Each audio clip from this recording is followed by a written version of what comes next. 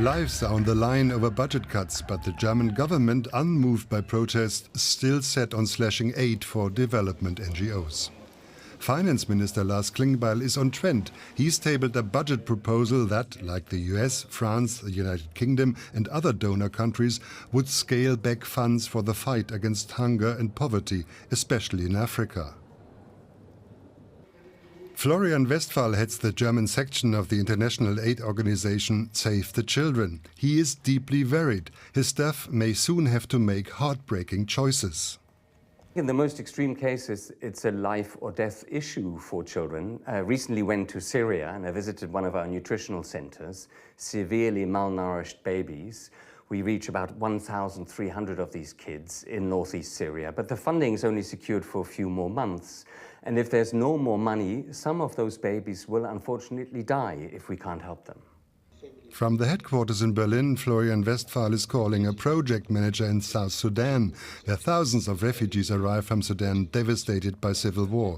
The project serves displaced, malnourished children who arrive without parents. There was a lot of pleading from the communities that we should continue with those activities because they are really, really important for the children who are in displacement or who are experiencing the war in Sudan. Take care, Chris, yeah? The aid sector has already been hit by drastic budget cuts in the United States. Now it's facing another devastating blow if European countries pull out funding too.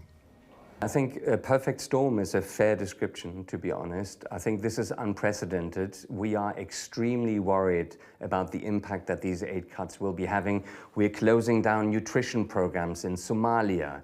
We're stopping feeding programs for people in Sudan, which is one of the worst humanitarian crises in the world. International donor conferences like this recent one in Sevilla have only minor influence on concrete budget planning in Germany, admits the spokesperson of Germany's Foreign Office in Berlin. We are indeed reducing the budget plan to the level before the 2015 refugee crisis. This means that we need to become more effective and actually we have to prioritize.